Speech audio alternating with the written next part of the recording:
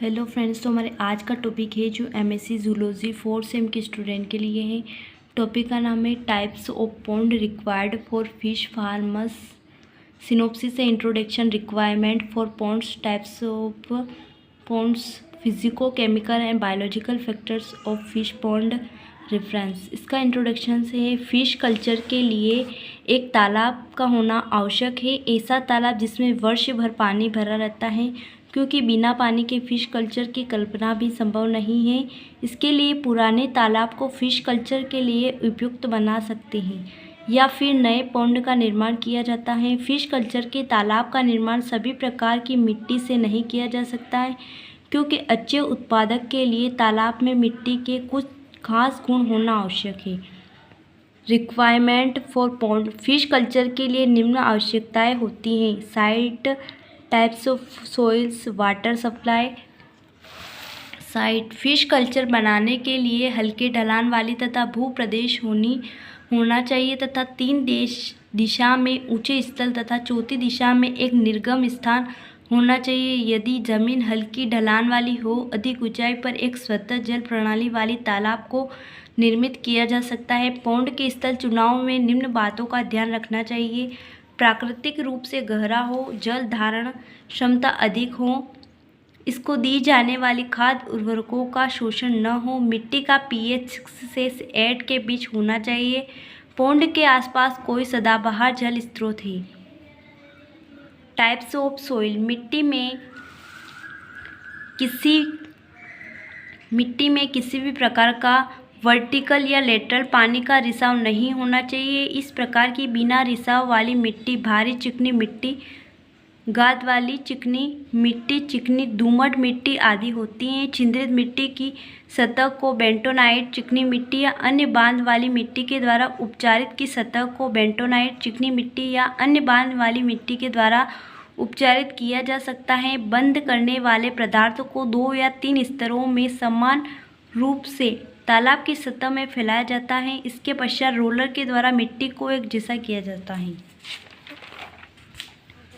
Bottom of pond, तालाब का तल समतल होना चाहिए। पानी भरने से पहले इसे अच्छी तरह से समतल कर लेना चाहिए।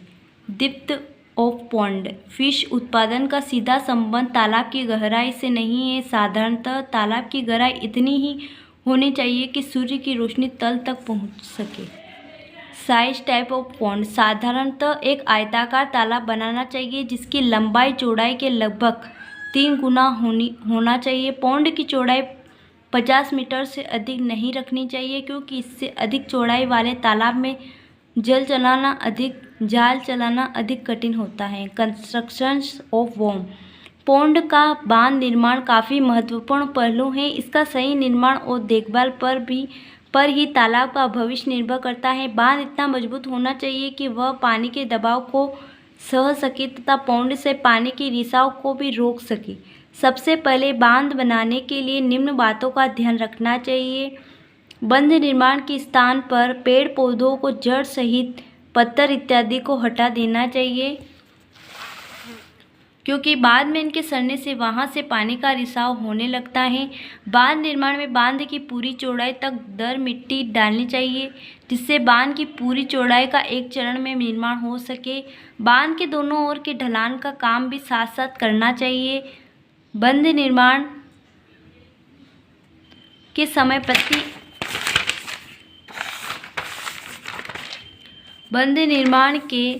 समय प्रति 1 फीट मिट्टी डालने के बाद उस पर पानी छिड़ककर पीट कर दबाना चाहिए। वाटर सप्लाई, पानी के सामान्यतः स्रोत जलाशय, सरिताएं, झरने, नहरें, नलकूप या आर्टिसियन कूप आदि होते हैं। पानी का अच्छा स्रोत झरने होते हैं, परंतु जल प्रदाय का अच्छा स्रोत ऊंचाई पर स्थित जलाशय होते हैं। सरिताएं या नहरें भी जल प्रदाय के ठीक स्रोत होते हैं, यदि उनका प्रवाह अच्छा हो जिससे कि तालाब भरा जा सके और बराबर जल प्रदाय एवं जल स्तर बना रहे, तो सरिताएं अधिक वर्षा के समय भरी रहती हैं। उनका उपयोग नहीं करना चाहिए, क्योंकि इनके पानी में अच्छी मात्रा में गाद पाई जाती हैं, जो कि तालाब की उर्वरता को कम करती हैं। यदि सरिताओं को जल स्रोत के रूप में यूज़ किया जाता है तब तालाबों को इनसे अधिक दूरी पर निर्मित करना चाहिए, जिससे तालाबों से सरिताओं में पानी की रिसाव को रोका जा सके तथा तालाब का अधिक ऊंचाई का बांध जल के आयतन को नियंत्रित करता है। Types of pond. Fish culture के अनुसार तालाब कई प्रकार के होते हैं, जिसमें फिशेस की विभिन्न स्टेजेस के अनुसार ये पॉन्ड बनाए जाते हैं।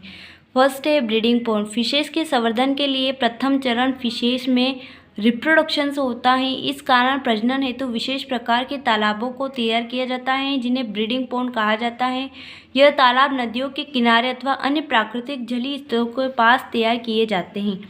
Types of breeding pond. Breeding की विधि के अनुसार तालाब दो प्रकार के होते हैं, नेचुरल ब्रीडिंग बंद। नेचुरल बंद विशेष प्रकार के तालाब होते हैं जहां प्राकृतिक नदियों की दशाओं या किसी भी प्राकृतिक जल स्रोत की दशाओं का संवर्धित मछलियों के प्रजनन हेतु प्रबंधन किया जाता है। इस प्रकार के बंद तीन प्रकार के होते हैं, वेट बंद, ड्राई बंद, मॉडर्न बंद।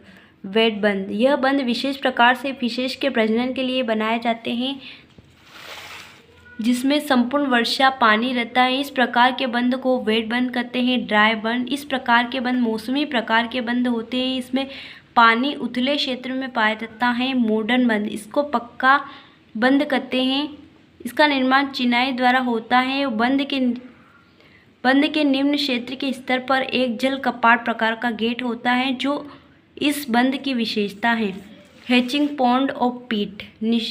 निषेचित अंडों को हैचिंग के लिए हैचिंग तालाब या पिट्स में रखा जाता है। इसको बनाते समय निम्न बातों का ध्यान रखा जाता है। ब्रीडिंग ग्राउंड्स के पास होना चाहिए, आकार में छोटे होने चाहिए। इन पिट्स में इतनी मात्रा में पानी होना चाहिए जो 1 या 2 माह में सूख जाए। इनकी संख्या अधिक होनी चाहिए। Nursery pond. नए निमोचित प्राय हैचिंग हापा से नर्सरी तालाबों में संवाहित किए जाते हैं। यह फ्राई अधिक कोमल होते हैं, इनको सावधानीपूर्वक रखा जाना चाहिए। नर्सरी